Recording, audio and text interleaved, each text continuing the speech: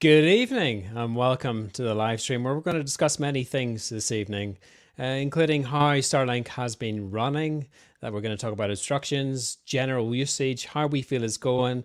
We're a few months into the beta testing, and this evening I feel really privileged that I've got Martin, who I'm not envious of, I promise.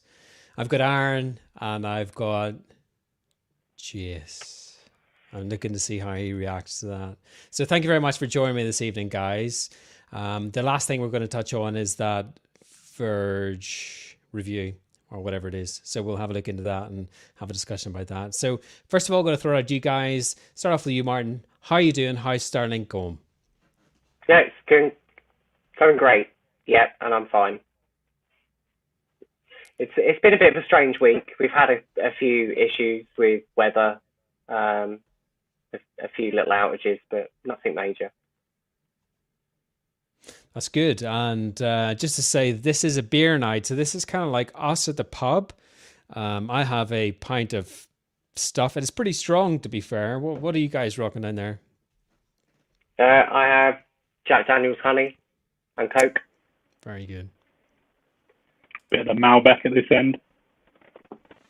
Oh, Melbeck, very, very posh. And I bet you Jas has got... Jas, I said Jas. I did it. I got it in there.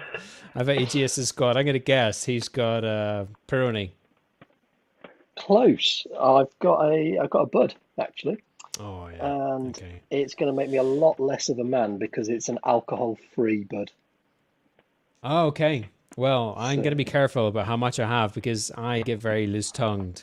And I'm Irish, so I've got a massively functioning liver that can do well with alcohol. So I think we're safe. We're in safe hands at the minute. So first of all, we're going to touch on, as I did Martin's introduction there, and he said how it's going for him. What about yourself, Aaron? How are you doing with your Starlink?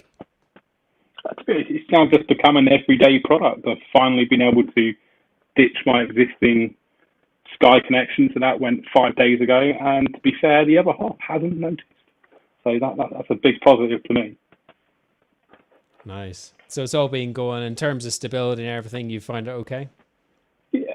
Other than the one day I think this week where we had a bit of a blip, but luckily I was at work, so didn't really feel affected by it. But other than that, it's been pretty easy going, I'd say. Nice. That's great. And what about yourself, Jace? yeah, mine's been kind of pretty much the same as everybody else. I've had a few, I suppose, seems to be a few extra outages than you other guys, but nothing major. It's only been sort of, I would say, 30 seconds here and there. But the outage that everybody else had, I had as well. Was it about half an hour in total, something like that? Yeah, you're Um, talking about on the 18th or 17th? yeah, I think it was, wasn't it? Yeah. But Hmm. other than that, it's been working really well. We're in the middle of some lovely weather here at the minute. It's absolutely throwing it down, and it's really windy. It's had gusts of up to 50 miles an hour, and Yeah. it's working absolutely fine. Yeah, today was particularly windy. It was windy here yesterday.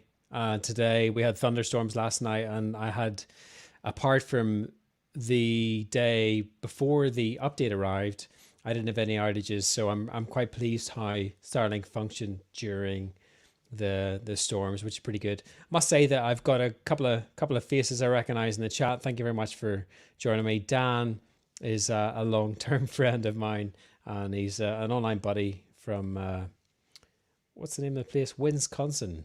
So he's a really good guy. So welcome and thanks very much for joining us. So somebody's asked about the map, and that was Aaron's cell map. So if you want to explain what that is, Aaron, that would be, I'm sure people would appreciate that. Yeah, so this is just a website that was available online, starlink.fx. But what I like about it, it's really, really customizable. So within it itself, they've sort of tried to map out the cells. Um, if I zoom in, you can see the sort of the coverage. It doesn't relate to what cells are open and what's closed. It just gives that geographical locations to them. It also sort of includes where the ground stations are and potentially what satellites are connecting to the ground stations.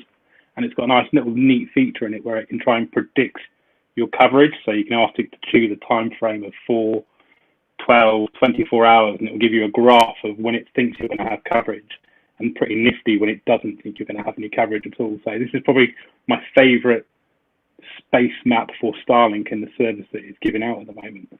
And how accurate has that been? There is lag in terms of minutes between what I think where the satellite is and where it is on the map. But other than that, I think it's probably the most accurate map in terms of data, ground stations, and it's the most up-to-date version. You go onto Reddit, and the guy who's developed it in the US keeps it pretty much up-to-date as much as possible. Yeah. It's really good. So the little orange dots, are they ground stations? Yeah, so if I go in, see if it'll go in for me. You've got the Isle of Man up here. You've got the one that's been named Chalfont Grove. And then down in Cornwall, you've got the Goon Hilly site. And then you've also got to see the ones on the continent as well, which are on here. And these little lines sort of show you, here's a satellite up here on which site that the website thinks it's connected to. Yeah, right. So the little circle, who's in that? That there is my location. That's down here. Ah, that's very clever. Yeah, so that's a good one to go to, I think. I like it a lot. And there's a couple of different ones. What's this one we got here? Is that the same sort of thing? Only you customize yours. And I guess is that available globally? So if the US guys wanted to check their coverage and things like that, they could use the same website, right? Yeah, anyone can go to the website. The only thing they ask for is that you're using a device with a large screen. It won't work on your basic iPhone or your Android device. The website's built to be used on a computer or a tablet. That is the only thing they ask you to use. Great. But what's interesting, it even gives you what it thinks the latency is to the satellite in the bottom left corner. So 1309, it reckons it's 4.59 milliseconds latency. That's amazing. Can you zoom in on that so we can see it or not? I don't think I can zoom in. Let's have a look. No, it just zoomed in on the map. If you Command Plus, it should zoom in on the screen, I think. Oh, that sounds technical. If it's Mac. Oh, check that out. Look at Jace, our on-screen technician. That's amazing. So there you go. That's the satellites within the area. Green if they've got a ground station link, red if they haven't, and then it gives you what it's calculating the latency to be. That's pretty interesting. I like that a lot. Thanks for sharing that. And in terms of outages, so I did the video yesterday when I talked about satellites, and this was actually Jace that discovered this, I think. Correct me if I'm wrong, but you were the instigator behind, there's tons of satellites above us, therefore the obstructions are the satellites, Starlink's own satellites. Is that fair? I think that was Martin actually that brought that up. Sorry, Martin. Wasn't it? Sorry, what I didn't quite catch what the subject was there. I'm so sorry. That'll be my bad interpretation of life generally. So what I was saying was, yesterday when we unlocked the fact that the obstructions might be caused by Starlink's own satellites, I thought it was Jace was the original instigator behind that, but it turns out it might have been you. No, it wasn't me. Okay, so it was somebody random. The first time that I knew about it was on your video you posted yesterday. Okay, so I can assure you I have not made that up. But because there was the picture showing that it was there was tons of satellites and we had those obstructions. So before we jump on to the review, I just want to talk about that massive outage and how that impacted you. I think what date was that? That was the 17th or 18th of May. Not yesterday, day before. Yeah, so the 18th. Yeah, it was off for quite a while. I got a total of 45 minutes, I think, in terms of outages. It was probably the longest, if anything, the only one that I've ever suffered since having it in. So I was quite surprised. But my guess is that they must have been doing something fairly conclusive to whatever they were doing up there to, cause such a massive outage. Yeah. We did have bad weather at the time, so we've had thunderstorms pretty much all week. I wouldn't say that it was weather related, because Starlink seems to perform better during a storm than what it does without a storm. So I wouldn't say that the weather has, caused any of that issue. I definitely think it was Starlink related. And what about yourself, guys? I think, Aaron, you were at work, so you didn't even notice. So I didn't even notice it at all. I got a message from another Starlink user going, "Are you riding the red train?" And I'm like, "What are you talking about?" Absolutely confused. I was at work. But what I thought was quite interesting about it was it's the first time I've seen on the website them give them an estimated time where the service is going to come back, which makes me think this was more planned than unplanned. Right. So, bit of breaking news. We've got the person who put the picture up, and it turns out it was superstition.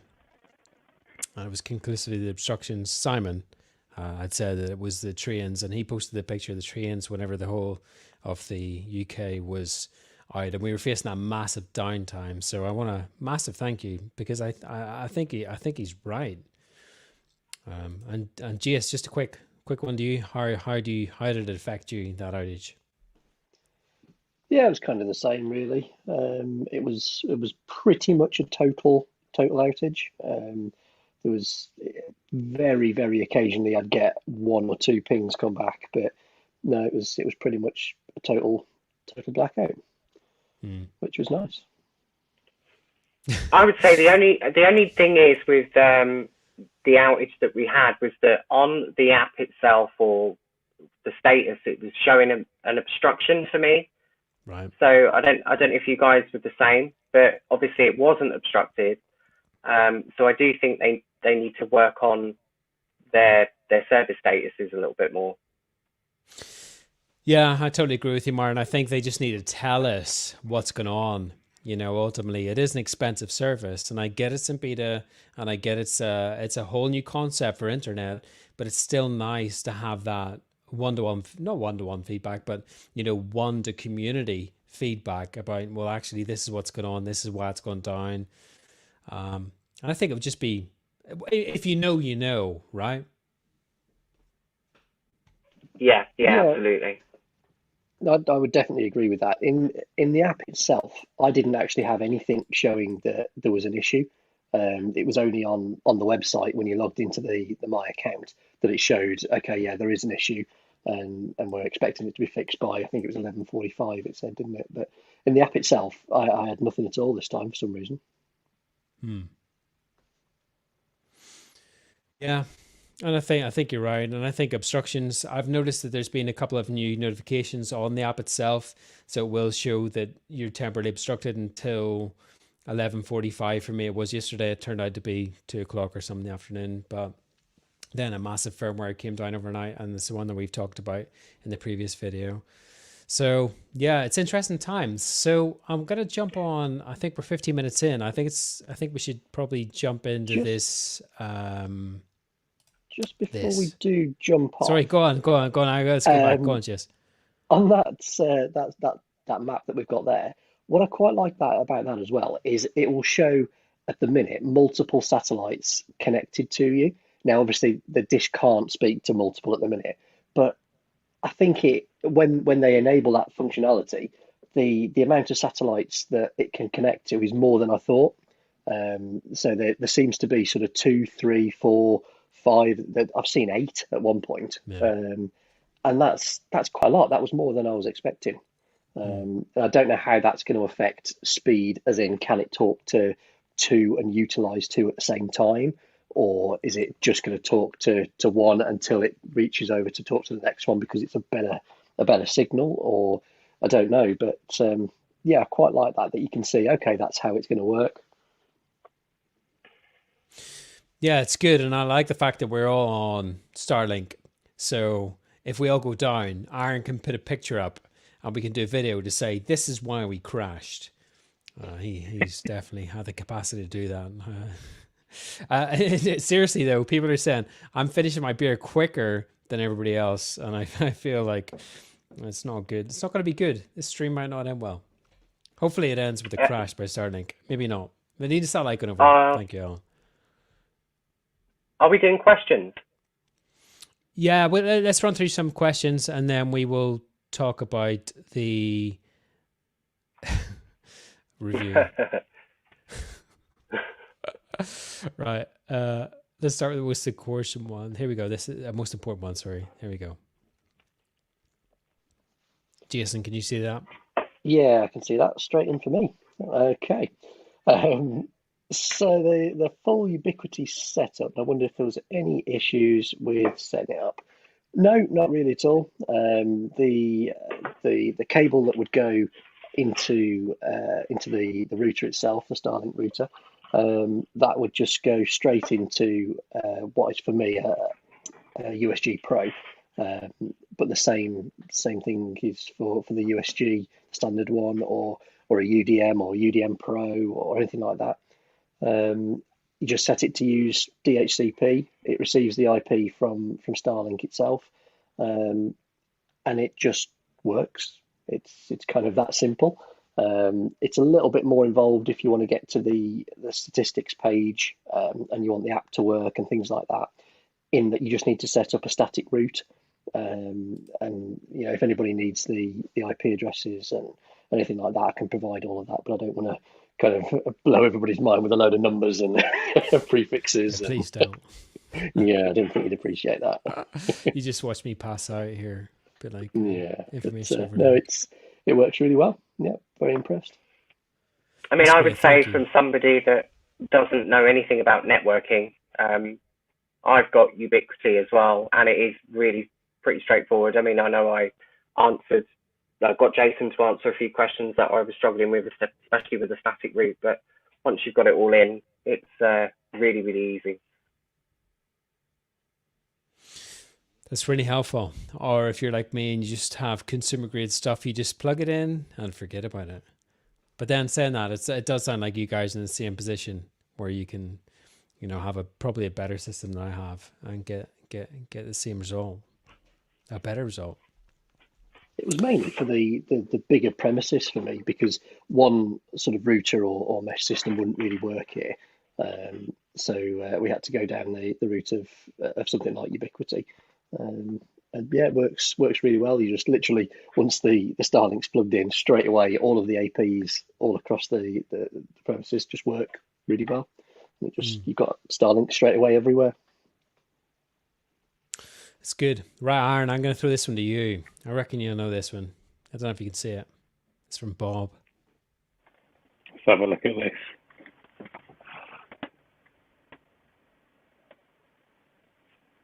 Yeah, I think Scotland's going to be one of those hardest places at the moment to reach. I think Southern Scotland's going to be. He's almost there for pre-orders. Have you got your mic on or something? You're getting tons of feedback. Let me switch it over. How's it coming through now? Oh, that's good. It's good. Yeah, I think Southern Scotland's fine for the time being. Northern Scotland, I'm really not too sure when they'll be able to roll that out. When you look at some of the maps, the coverage really does not look great up there at the moment. Just when you look at the orbital planes of the satellites, there is not a lot in the area that can fully cover Scotland. You look at this big gap coming in, that will be an outage for Scotland. Yeah. So I don't think the service will be reliable enough for them yet. That's an interesting map, isn't it? Yeah, it's a great tool, that one, to see. Love it. Right, okay. Let's do this, and this is where it could get a bit tricky. Let's go.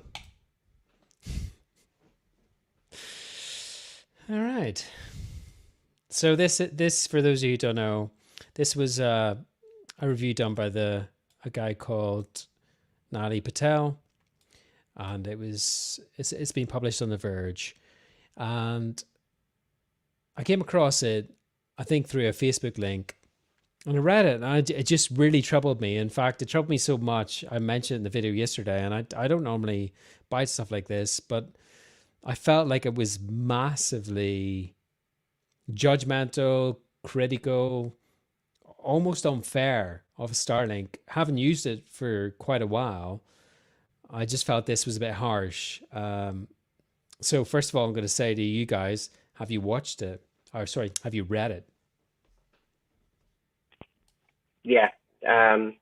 I it really wound me up, to be honest. It's like I said, earlier, that if they had wrote this a year ago, I might have not have been so upset by it. But because we are, a lot further on than what they originally, I mean, let's be fair, they originally specified that we were only going to get 100 megabit download and a maximum of 20 up. The fact that they managed to project that to 300 within just a short few months. And you guys will know from when you had it at the beginning of this year, stability has really come through, in the space of a couple of months. It's really been good. I obviously can't comment for the US or Canada. I know they've had some issues still with outages, and download speeds have been, quite poor. But for us in the UK, we've been really fortunate. We always have a steady stream of satellites that pass over us all the time.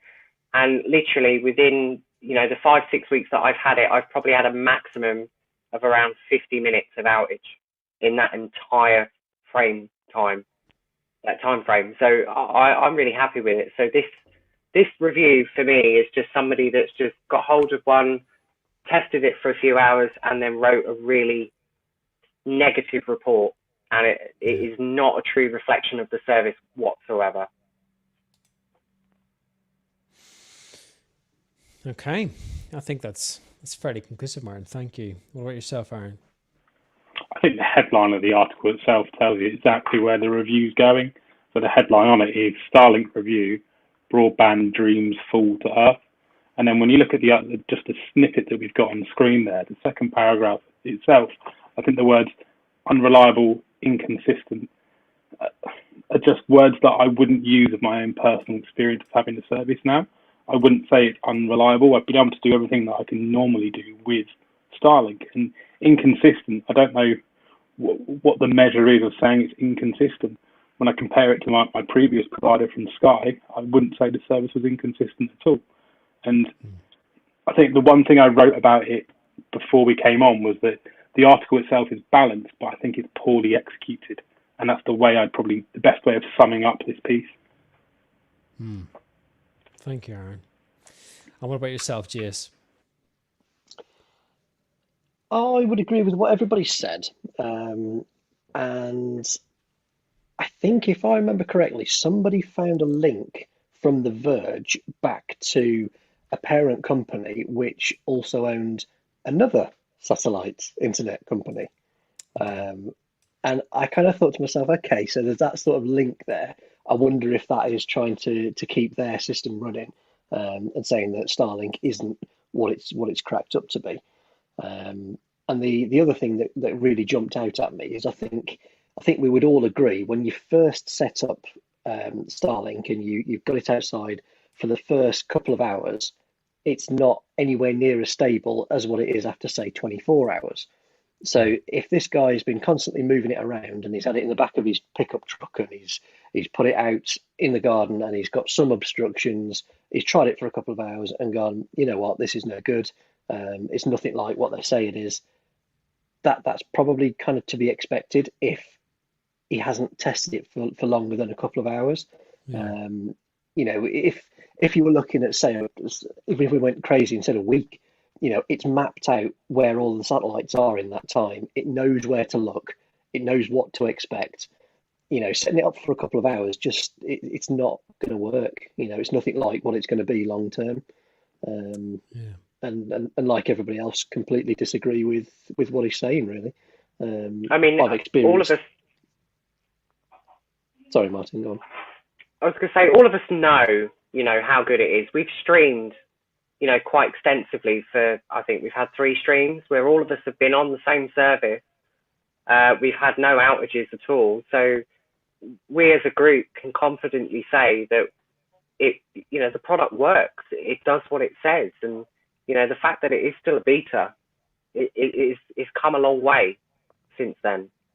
Yeah, if one of us were making something up and saying that it was stable and it wasn't, one of the other of us could call that person out and say, well, hang on a minute, it's been absolutely fine here, or vice versa. If everybody's saying that it's fine, but one person's got an issue, we're like, well, hang on a minute, everything's fine here. So that's more of a local terminal issue than it is an issue with Starlink itself. So I think, yeah, I would disagree with what he said in that article quite a lot. Yeah, it's very insightful, and I think whenever I was reading it from a more emotional point of view, I know how much Starlink changed things for me in terms of sending videos and massive files to people, and it not taking very long. And when I was reading this, I was thinking, wow, God, you've totally missed the point. This is, but even Zooms and Slack, I use Zoom and Slack all the time, all day, every day. And I don't have many outages now, except for when there's a massive firmware coming out, or you've got the tree and a satellite's going to cross. And I think it's probably in a more stable place than it has been. I think when I first started using it in March, it was tough. Gaming was impossible, whereas now gaming is actually a thing. My son uses it for Fortnite. I've shared the videos before, and it works quite well. So in terms of this review then, is there anything that you guys specifically want to have a chat about, maybe share that we can discuss as a pub evening sort of thing that you think would be worth it? So the other thing that I mentioned as well that they didn't specify in this review, and I think it's really, is that the equipment that Starlink provide in terms of their router hardware is definitely going to hold you back. Unless you use your own equipment that you are comfortable with and that is going to be reliable for you in terms of Wi-Fi and fit in with all your other networking stuff, then I think what they should have done is they should have done a different review, testing out different routers and giving it a fair chance. I mean, I know every single one of us here don't actually use a Starlink router. We, stick googly eyes on it and make it look pretty. We haven't done the show and tell yet. They're all there. Somebody suggested I give mine beer, but I've already flown 212 feet. I don't know if I can give them beer as well. Probably too much. Yeah. So, my argument is, unless you've tried your own third-party hardware, at least your router, you're not going to see the service's full potential. Like the writer clearly states that they haven't got a permanent setup. It has been placed down into their area outside, and they haven't looked at placing it at the highest point or at a higher point to try and remove those obstructions. And clearly from some of the pictures they put in the article, that they have got obstruction. That is the issue, and that can be resolved. Yeah. And of course, mounting it as high as you can makes a huge difference. Jace is living proof that you can just put it in the garden and it'll work. There you go. The thing is, you're doing all right, Jace, with yours in the garden. Yeah, it was absolutely fine. I thought there would be more obstructions than what there were, but it worked absolutely flawlessly. It's almost horizontal, the dish points for me personally. I think Aaron's the same, but yeah. So the obstructions were next to nothing, and it worked absolutely fine. Yeah. So this is the guy that wrote the article. I think I'm not 100% sure. I don't know him, but I've just searched his name and it says that he's associated with the Verge and stuff like that. But I just wanted to quickly touch on this observation that he's using for obstructions. And one thing I will say about the app is it's not that accurate. And I don't know about your experience, but it's not that accurate whenever you initially search for obstruction. So mine was originally pointing to the west, and it turns out my dish, when I got it, was pointing to the north. So it was saying make sure the west is clear, but yet when I got the dish and set it up, it pointed to the north. So I'd be interested to know what your experience is with the app and how this comment and how this feedback sits with you. I would personally just say do not use the app. It didn't work for me at all. Where it told me to have my dish, it was basically in the opposite direction. So I think then there's a lot of work that needs to be done on that side of the app. I think you just need to follow the guidelines for where it needs to be. But obviously, from my perspective, I've had a few issues with my dish in terms of where it's been facing recently. So just recently, mine shifted from northwest to southwest, and it stayed there. So I don't know what's happened there, but it wanted to move. So. Just to confirm, Martin, you're on the previous firmware, so you're not on the one. I know. Can you believe I didn't actually get the new one? I cannot believe it. I was expecting you to have it first. I rebooted 4 times to see if I could get it, and it didn't happen. Lucky fit. Go for the lucky fit. Well, no, I had a theory this morning because I thought, well, there must be kind of like a reason as to how people get firmware updates. So I thought, because of how, the time it takes to update each satellite, maybe your dish has to be connected to a certain satellite at the right time for it to be pushed through. So that was my theory. So I waited, I checked the map and waited for like a really old satellite that was first launched to be passing over, and then I'd reboot my dish to see if it would lock onto that and kind of push the update through. But no, it didn't prove my theory very successful. Oh. So just a heads up on this guy. I put my Reese's YouTube video on his link where he criticizes Starlink to say, this one here I think it was. Let me just click it and see. There we go. Nobody's liked it, but my comment was, I guess everyone's experience is different. I did find your review a little off. Starlink has changed how I work, so I think, I don't know. It just makes me feel uncomfortable generally. So is there anything else we want to talk about with that interview, or shall we leave it? I think the only other thing that they mentioned. Tell me and I'll go back into it.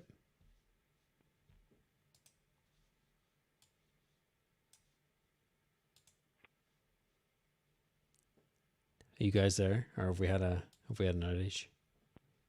No, we're still there. I just think that the bit where it says about the design oversight with the cable being permanently attached to the dish. I mean, that's quite near the bottom, isn't it? Yeah. Why did they?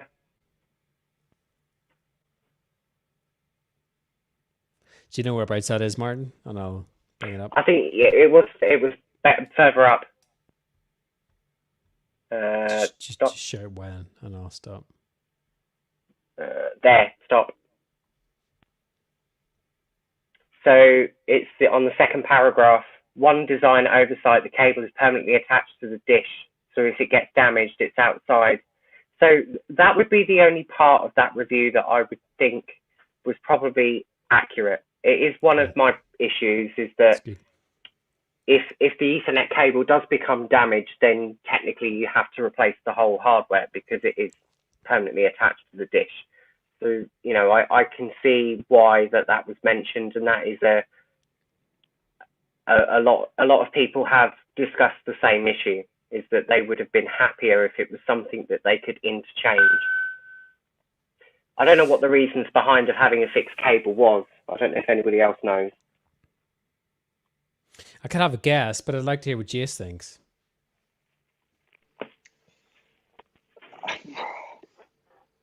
I've got no real answer on that at all, because to me, a removable cable is an obvious thing to do, other than waterproofing, perhaps. That's all I can really think of. But surely there's going to be a way you can make a waterproof connector. So it can't be that difficult.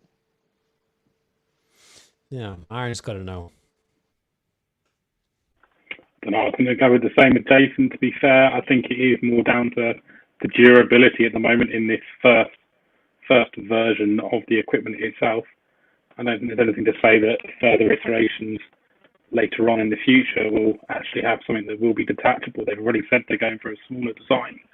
So I think that's probably something that will come in the future. Just at the moment, I think it's down to the durability of the kit. Yeah. Yeah. And I think, my issue with it is that I've said this before, but they're talking about being able to move it and lifting geo restrictions and various other things. Mine's on the chimney and it's tight to the chimney. So we had the sort of 40, 50 mile an hour winds today and it wasn't even moving. Zero. Didn't affect my service one bit. And I wish I'd have known that it was going to be movable, because then you could, well, when we travel, we could take it with us. Although it's massive. How are you going to take it with you? It's got to be smaller, right? The next version has to be smaller. So I did a little bit of a dishy on tour at one point to go and see how far it would work away from home.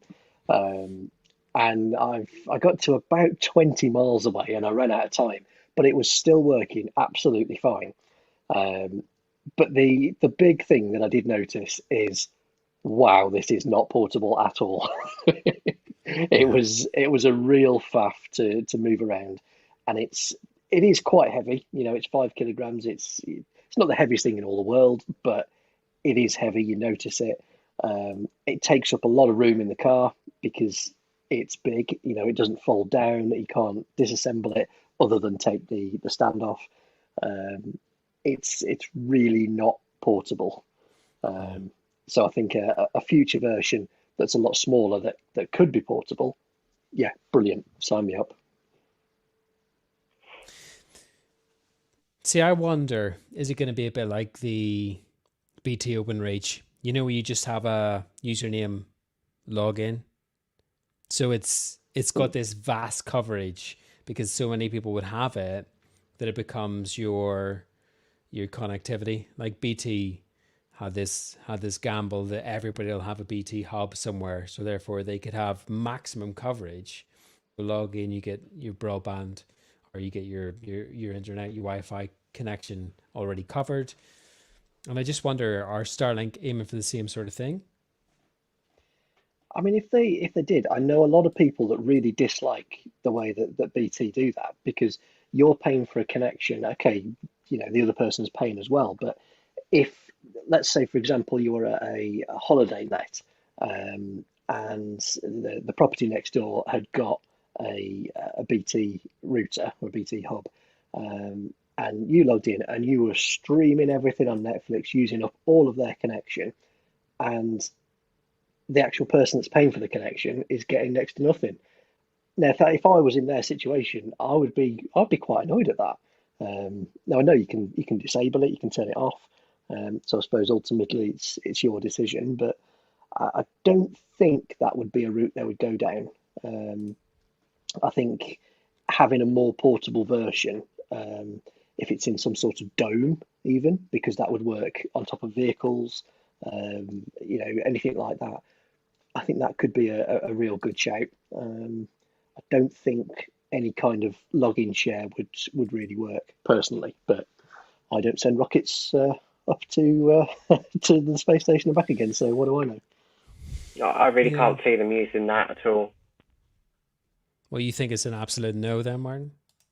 I do. I just think, I think they want everybody to have a system. I don't think they're going to be sharing it across logins, because all the authentication details and everything are stored in your dish. So I think that's the route that they want to go. They're very security minded. The fact that if you give out a username and password, then that's then going to lower the security of the service. So I can't ever see that happening. But you never know.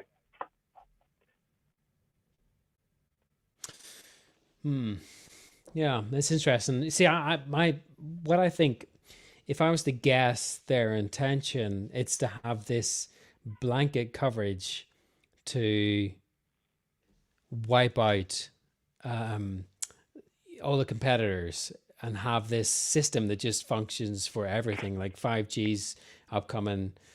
I've just seen somebody say that I'm leaking my IP address. Can we just confirm that I'm not? That's not my To be screen. perfectly honest, it doesn't really matter. It's CG natted anyway, so pretty much everybody We're shares all the same sharing IP. the Well, that's same okay. IP. Yeah. Feel free to Yeah. try and hack my IP address. You'll be hacking everybody. So yeah, good luck. That's good. I just wonder, are they going for this complete coverage where they want to cover cruise ships? They've talked about that, airplanes, their cars. I don't know. I see. My feeling is that when I bought into Starlink was that it was the future of connectivity, and it wasn't a case of me wanting to champion that. It never was that. And I'm, as I said, I'm more than happy to share it when it craps out, and it's crapped out a lot. But I just wonder, is that the intention, or is it just to have a kind of low level internet service? What you guys think? I think we're just at the tip of the iceberg at the moment in terms of hardware. Obviously, the dish that we've got at the moment is just a beta. I think they will get smaller. I think production will get cheaper as they start mass producing them. I also think in terms of the connectivity and the speeds that we're seeing at the moment is only a small percentage of what it's capable of. Yeah. You have to remember at the start of, they only launched 10 laser linked based satellites last year. They've added another 2 this year, and I think they are going to focus on all launches from 2022, which will incorporate laser link. So that is definitely going to speed things up. So, I think we are literally only at the very, very beginning of what we're about to see in terms of global coverage. The speeds that we're going to get, the hardware is definitely going to get better. The dishes will get smaller. I wouldn't be surprised if we start seeing, Starlink being integrated into future Tesla models. I do think that's definitely going to become a thing. We just need to wait and see. What about yourself, Aaron? Yeah, I think when that constellation is up at like 3 to 10,000, I think the opportunities are going to be endless with it. 'Cause when you look at the map there you got on screen, the total of 1,553 up there at the moment, of which only 975 are operational. And you look at the service levels we're getting over here in the UK and potentially in Europe at the moment, times that by 10, 15, and 20, and then imagine the capabilities of it potentially on planes, ships. It's going to be a service that has no limits to it. And then, like what Martin was saying, once they have these laser links, it opens up even bigger capabilities because light travels quicker through a vacuum in space than what it does through fiber. So you can really bring down your latency times for data going over to Tokyo or New York. And again, potentially that could lead into financial markets and being able to trade a heck of a lot quicker than what we can currently.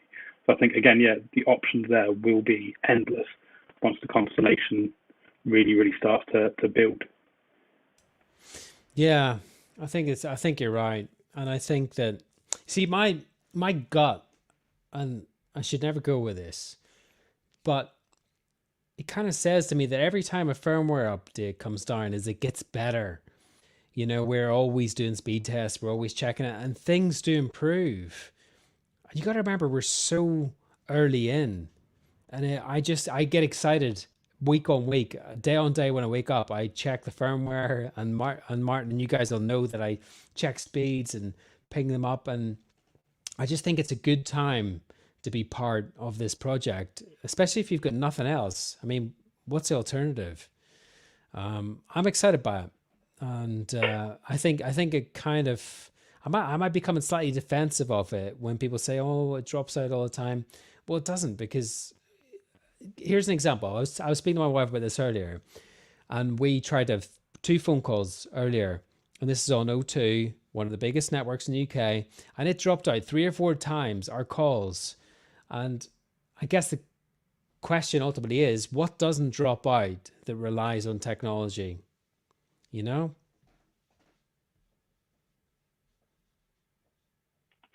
See, I'm quite lucky to have I have an iPhone. I get intermittent issues, but I'm with the BT mobile, so I get loads of issues with signal.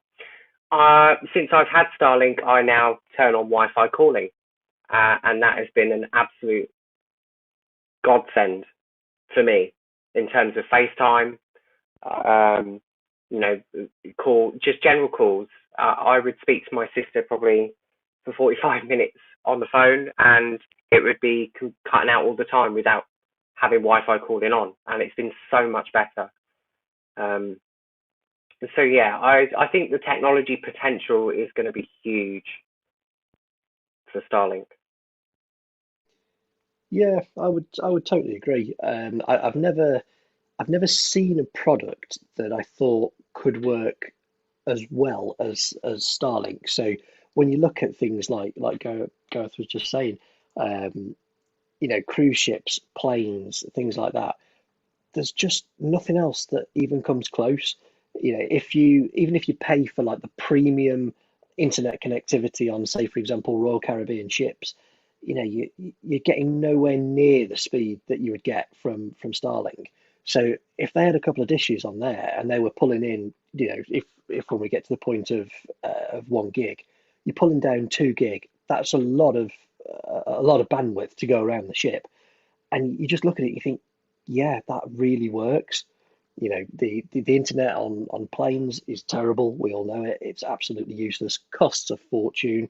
It would be down then to the airlines to bring that cost down, or if they're going to still try and monopolize on the fact that you've got to use that and that is it. Um, but if you could just use the Starlink service, and you're getting, even if it's 20 meg, that's miles more than what you need on a plane. Really, you can stream movies from Netflix. It just works. You just think of it and you think, yeah, I totally get it. It's literally tip of the iceberg. Really, really, really looking forward to it. Yeah, it's an exciting time for sure. And I think it's important that we answer some of the questions here. So I'm going to quickly answer the one from the other half of the Sky. Doesn't O2 support Wi-Fi call? Yeah, it does. And these calls were made not on Wi-Fi. So that should answer that. It was simply the network. Even when it shows full 4G, you still get dropouts. So yeah, that was the point I was trying to make, that regardless of how established or how old the service is, it still struggles. So I'm going to jump onto this one. I think Aaron might know the answer to this question, or Martin, or actually Jace. Any of you guys will know this one. So feel free I to chip reckon in. Jason will know this one. Yeah, back to me, I'm afraid. um, yeah, CGNAT moving across to IPv6.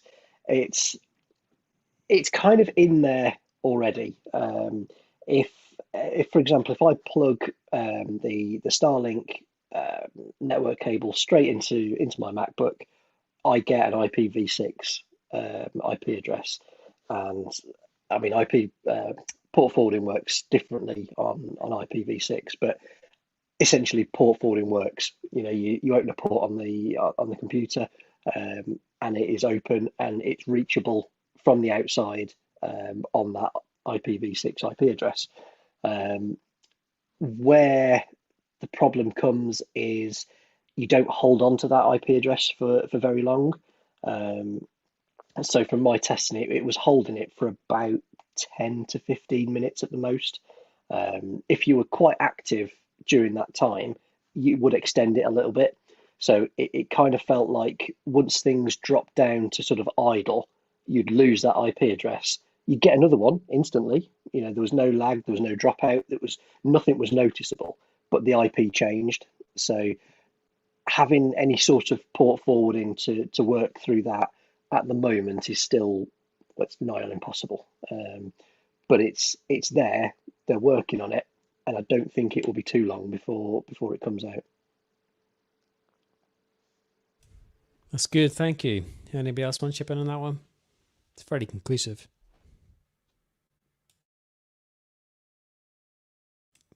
All good down there? Yep. Okay. Echo. Oh. Oh, is it really echoing? Or are you just being like, No, I was just saying because nobody was responding. okay, I was thinking, oh no, I, it's my audio messing up, but I need to have more beer or something. Actually, I'm nearly finished, so cheers, guys. We're doing all right. Jason covered that well. Cheers. Yeah. Let me just quickly.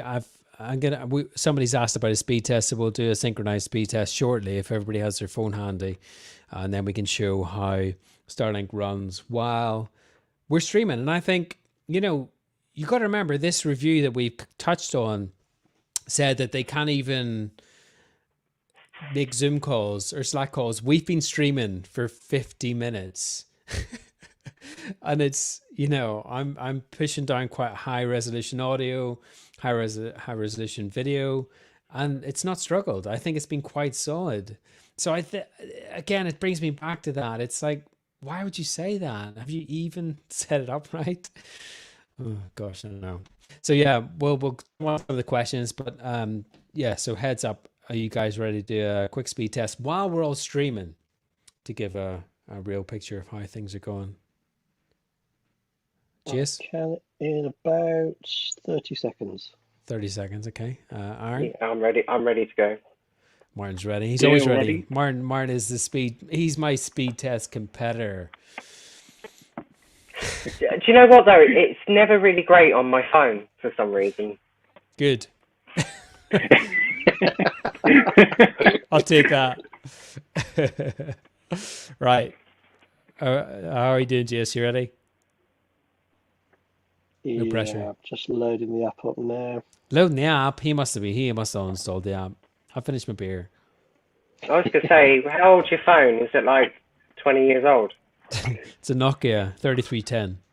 It's not, and if I tell you the genuine reason why, you won't believe me, so I'm just not going to tell you. Yeah. Do tell us. Go quick. You can't No, do I'm that. intrigued. Tell us. Yeah, we are interested now. There is a bug in iOS that once you've taken a screenshot, for so long afterwards, it will throttle your Wi-Fi speeds. Don't ask me why. I've reported it. It's been acknowledged. It's still Is that not true? fixed. Yep, I'm not making that up. It's a bug. It's not intentional, but I did yeah. not know So I've that. just restarted the phone, and it will all jump back to life now. So Okay. I've just Take a updated to screenshot. 14.7. You're ready. Aaron, you ready? Yep, we're ready. Jace, you ready? I'm no, ready. wait. Okay, so we'll give a countdown. So we'll go 5, 4, 3, 2, 1. I need to get my focus.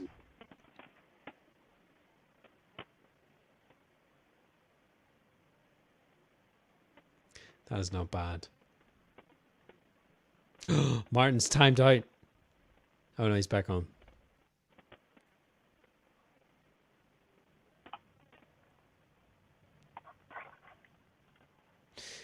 Oh wow. Jace has got the lowest upload by the look of it. Aaron's Seems is to be quite flying. consistent.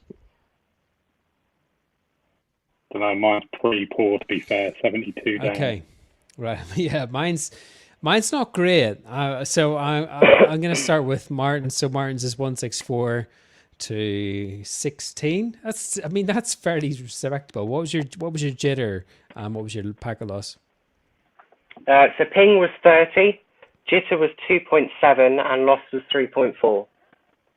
That is all right. What about yourself, Aaron? 72 down, 19 up, ping of 38, and a jitter of 1.8. Yeah. It's good. Okay, That's good. we'll Your call that. jitter's okay and your upload's good. And Jace just showed his there. And considering his is in the garden, he's got the best one. Go. So I was 260 down with a 16 up, ping of 32, and a jitter of 4.6. That's not bad. The secret is to reboot your phone. Or stick If your you've taken- Starlink in your if you've garden taken rather a than on the roof. Yeah, so one of the things that we noticed over the last few days is that whenever you're running speed tests and you select through speedtest.net, I think that's the one. Is that the site that we use? It's automatically selecting locations. So I'm in South Cambridge. So the guys here are in various parts of the south. Apart from Martin, you're a bit further north. I'm on the East Coast. You're in the East Coast, but we were all showing a location of Manchester. So something's obviously going on in terms of Starlink, the firmware update. It's all happening around these outage firmware updates, and we're all showing as Manchester location. So when you automatically select location, it shows Manchester, which we're not. So we move it to, I don't know, I move mine to Braintree or Maidenhead, and I get really good results. So you guys still the same? Are you still having that Manchester location default selection? Mine's moved to Leeds now. Okay. Mine also Is that a good thing or bad Bradford. thing? Bradford and Leeds. Okay, I don't know. Are they good or bad? I genuinely don't know. Mine's not. I miss my Norwich connection because I always got really good speeds with that one. And now it doesn't even appear on the list. So mine's not changed. Mine stayed as London. It was London from the beginning. It's been London all the way through. Um, it's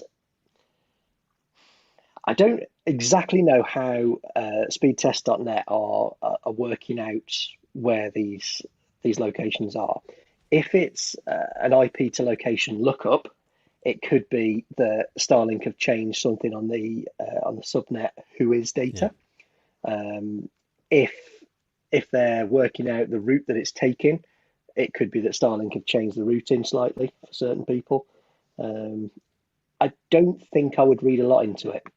I think it's more likely to be IP to location system that they're using, which somebody will have updated at some point somewhere. So I don't think I'd read too much into it.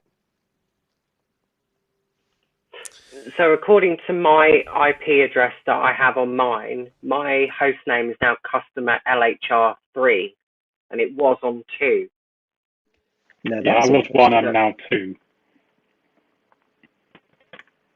That is interesting because So mine's actually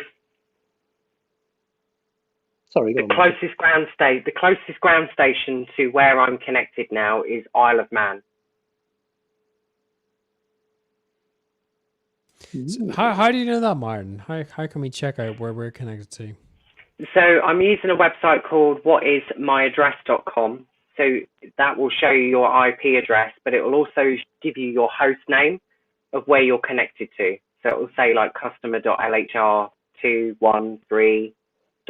customer.lhr213.starlinkisp.net. And then it gives you the location of where the IP address is.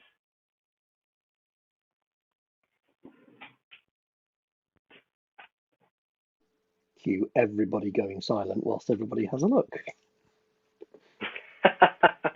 Cue the tap on the keyboard. Okay, so I've just It's done actually that. really interesting. Apparently, I'm in Cleckheaton in Kirklees. So yeah, that's my location apparently. Yeah, Which I have the is- same location. That's quite far away. Yeah, postcode DB19. Yeah. I see. What How was did they the- get that? We're not there. What was the site that you were using? Sorry, Martin. What is my IP address? Yeah, .com.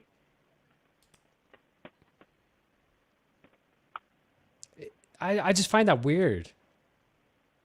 But okay, so, and I do not promote piracy or anything, but how can they enforce, say if you want to download a torrent or download a movie, is that something that, if we've all got the same They IP know. address, how does that work?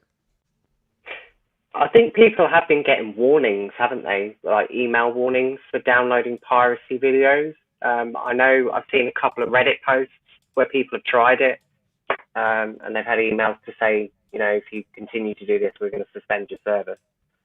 Oh. So it's not something that I would endorse No, at absolutely all. not. So you've got an internal IP address as well from Starlink. So they can monitor your connection quite well for those types of things. Yeah, that's just what I was about to say. So the CG natted IP that we see externally, that is only one part of it. So it will route then back internally through internal IPs, so they can see exactly which or what each customer's been doing. So that's, yeah, you'll get caught out, I'm afraid. No, I was more just curious. I thought it was more just to do with your IP address. And again, this is a video when it comes to technology stuff. I assumed that was all there was. But if there's something behind that, and you'd expect somebody coming from a police background, I should know that. But I didn't work with FACT that often. Mainly drugs and prostitution. So there you go. Too much sharing right there. No, not me, drugs and prostitution. I did not prostitute myself. I thought that was the day job there. Yeah, just hobbies. No, come on, guys. I was just thinking of a previous conversation in Discord earlier today, so we'll just switch that off now. Yeah, let's move Okay. on quickly. Oh, yes, I remember that. You do anything for a KFC. That's not true. Yeah. Anything but that, as Meatloaf said. So what did everybody else get? What did everybody else get on their test IP? In relation to the IP location? Yeah. Yeah, mine was London. Which is where mine was until a couple of days ago. I haven't actually seen LHR3 before. There's 4 of them. If you're on the main screen ahead of us, you've got a little green diamond with 4 on it. If you click on that, it will come up with 1, 2, 3, and 4. 1 is London, 2 is up north somewhere, 3 is whatever mine's connected to, I think, and 4 is the unknown. Learned something new. Sorry, Aaron, whereabouts is yours showing up? Sorry, say that again?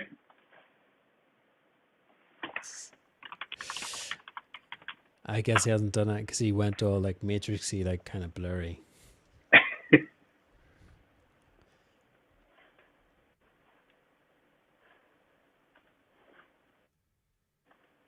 Sorry, I think my connection might have dropped very quickly. You did. Sorry. You glitched out for sure. I'd love to know your stats. You have a stats page. You've taken it off. I was gonna click live there, but Let me see if I can put it back up.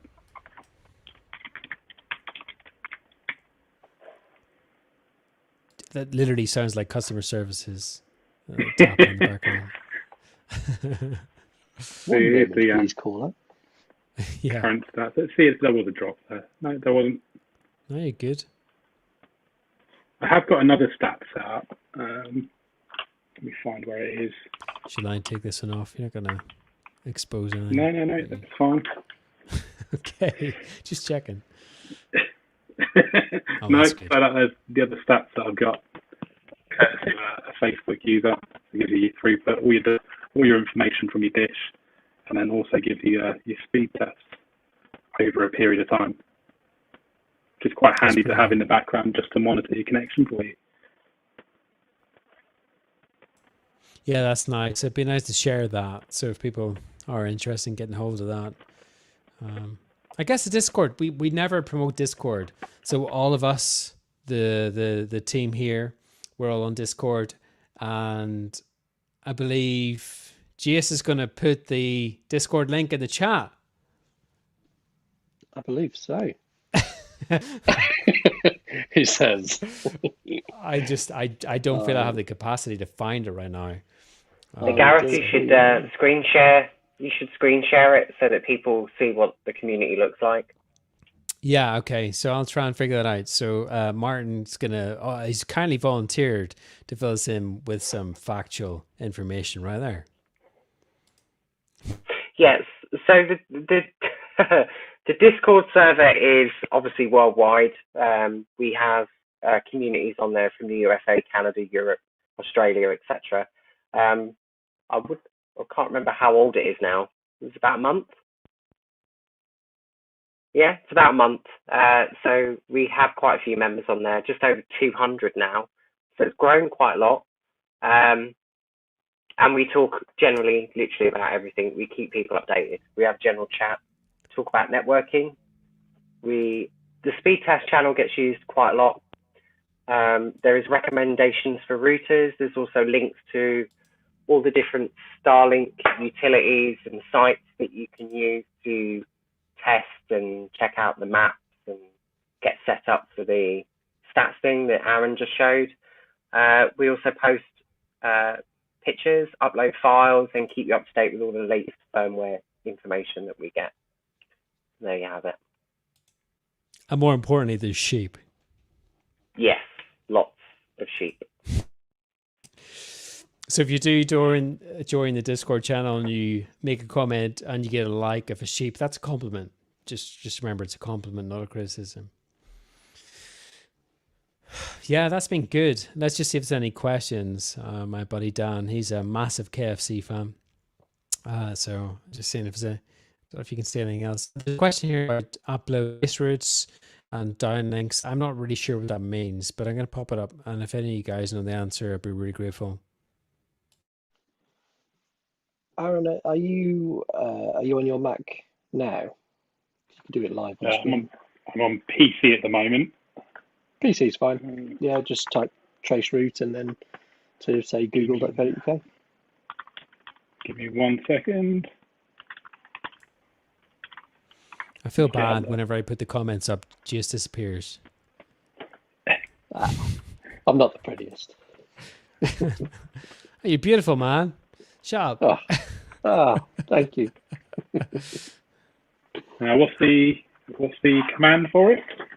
So it's just trace route, all one word, no space. Yeah. And then just whatever site you want to trace route to. So bbc.co.uk or google.co.uk. It's coming up. Trace route is not recognised. Okay. Let me try another one. Was it trace RT on Windows? I'm not sure.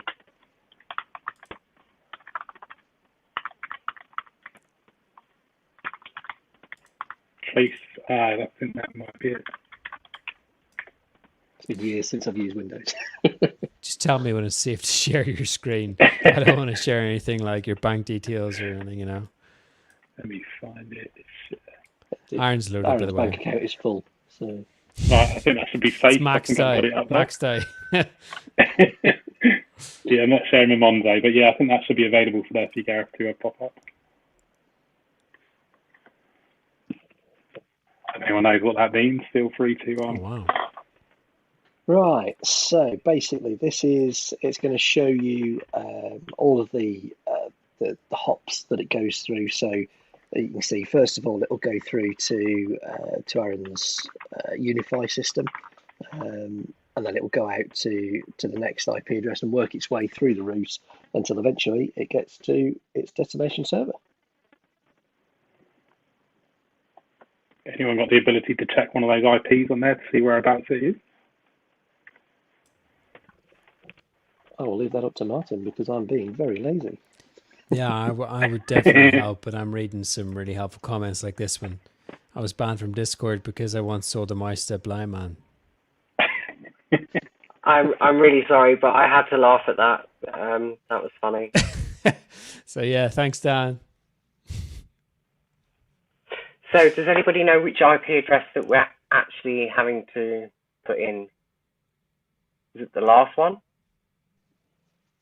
Yeah, so basically it will go through the route that it's taking. So from the first one there of 192.168.1.1, it's then going to 136.22.68.129. So it will be so long it will be on Starlink system, and then it will start going down the route of whatever 1.1.1.1 is routing through. So basically, if you go from route number 12 and the IP on the second hop down, that's what I'd go for. Because you can see that stays the same as well. Yeah, I've typed it in, but nothing's happening. So are you doing the IP lookup on it? The IP, Yeah. yeah, the PTR record basically.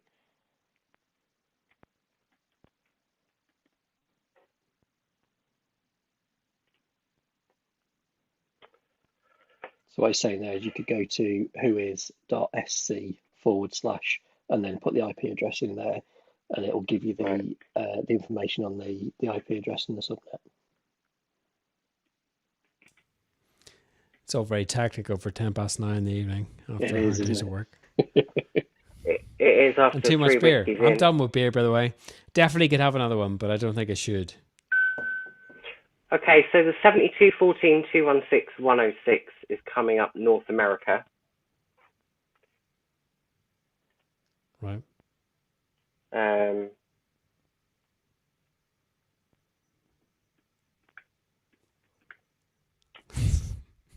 Pop up.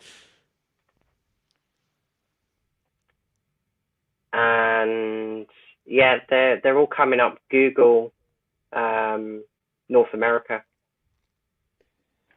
Yeah, that makes sense. As they're using the Google backend for connectivity. So yeah, that makes sense. Yeah, because a lot of the ground stations are Google Fiber based, aren't they? Yeah. So just very quickly, for my simple brain, can you convert that to English? Right. Okay. I'll do my best for you. So Good job. Good job. apparently I'm quite good at it, but I don't think I am. But I think you I'll are. give it a Go. go. So the first hop there that you can see, that is Aaron's internal network. So from there, it's going to go. It will leave his house off the internal network. It will then go to his Starlink network. So that becomes the second hop. The third hop, it could be going from a satellite to a ground station. I think that's unlikely, but because I don't know how it works from that side of things. But it will then go to a ground station to an internet routing exchange. So basically, it's an area where there's a load of fiber connections come into, and it will then route out to wherever it needs to go to. So it's just kind of the route that it takes, rather than you just going, I have no idea where it's going or how it's working. It's saying, I'm going from here through this, through that to get to this,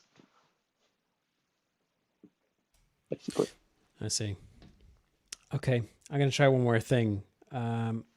So somebody just asked for a speed test USA. Now, I don't know how this actually, is that something that you guys need to do on your machines? Let me just pop it up.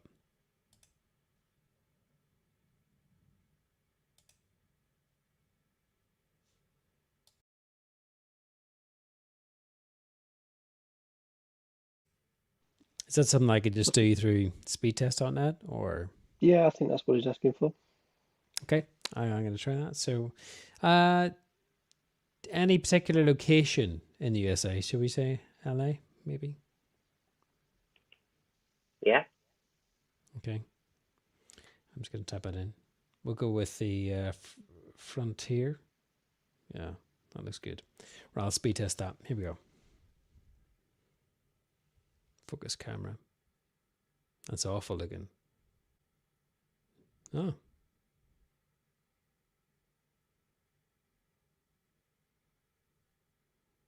It's not bad. So I don't know how this works.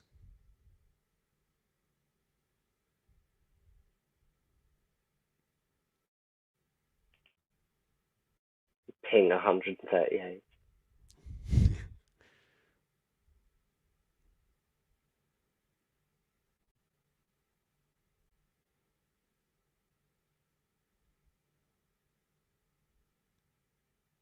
Okay, so overall stats, it's not that bad. That's kind of what it's settled on. Let me just try and... I think that's bad. Hopefully that answers your question, your query. And that's from South Cambridge. But yeah, what else have you got, guys, that's interesting before we start wrapping this up? We've been on for 1 hour 14, and I guess ultimately this blows out the review from the Verge that you can't even make a Slack call because we have been streaming for 1 hour 14. We've drank some beer, we've had some whiskey, we've had some Merlot, we've had some Budweiser, and we're still going. And I'm sure we could keep going, but we have families. So whoever this guy is in the Verge, it works and you can stream. So I would dismiss all that nonsense with that. Have you guys got anything else you want to share? Any other questions from the viewers? There was one other thing that was mentioned in the chat that we missed. I just wanted to address the 800 megabit Reddit post. Oh, yeah, good. We did analyze the photo that was put on there, and it was clearly photoshopped. The 8 was misaligned with the rest of the digits. You could quite clearly see it. It was very, very off. So somebody potentially just wanted a bit of publicity there.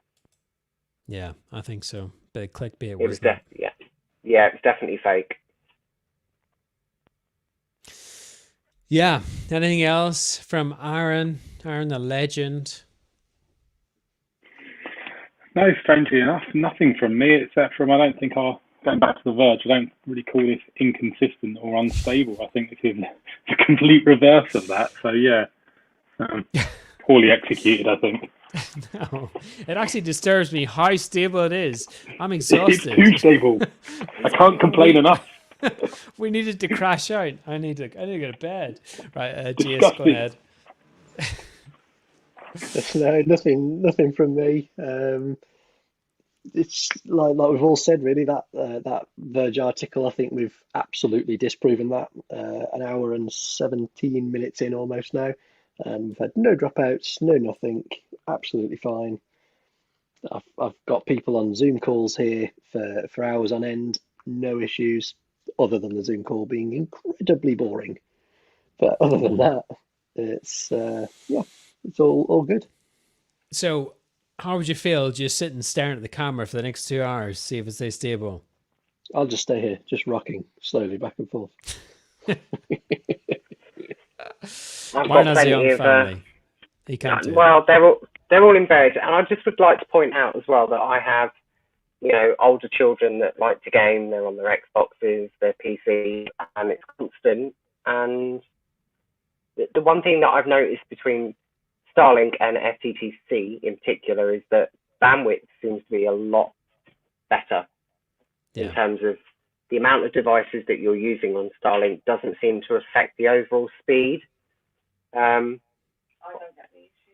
So, my wife uses her iPad Pro on it. The kids use their computers upstairs and the Xbox. I've got 2 PCs connected downstairs. My phone, my wife's phone, they're all constantly connected, and never, ever, ever do I get any issue. Yeah. My son in particular, he plays quite intensive frame rate games. He's hitting an average of 120 frames per second on his games. Never, ever any latency issues at all. So very happy. And FTTC is gone.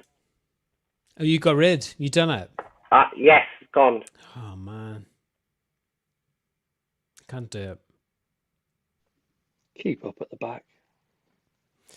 I'm looking at it, and I have such a nice relationship with my old ISP. I can't do it. They tried to hook me in a 12-month contract.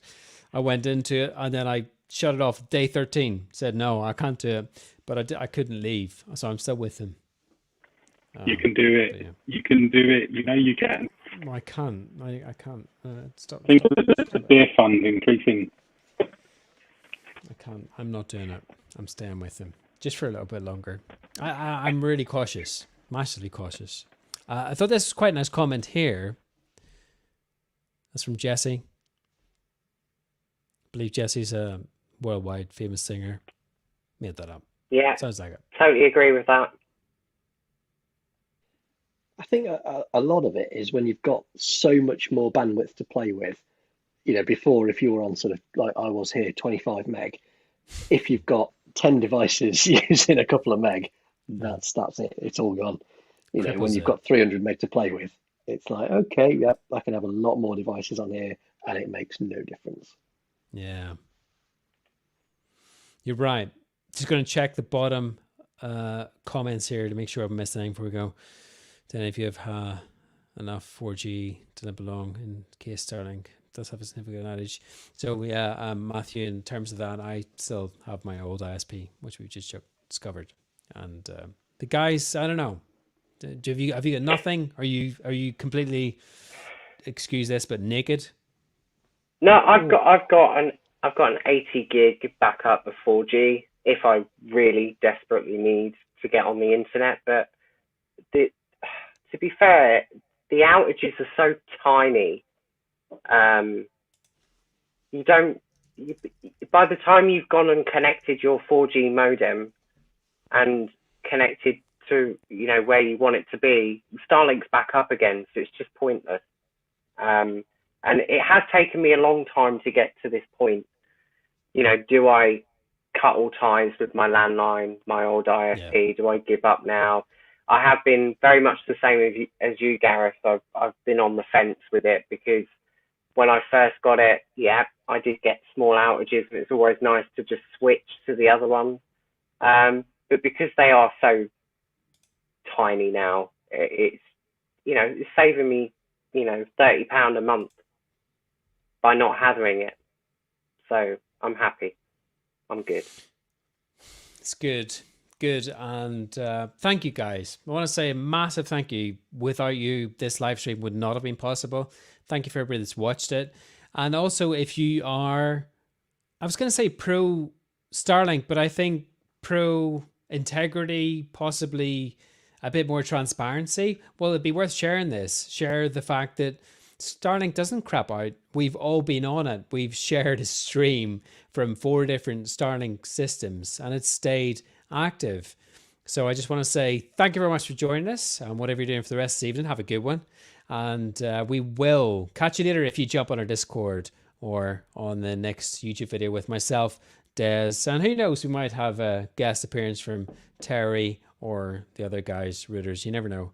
Watch this space, and we'll speak to you soon. Take care. Thank you.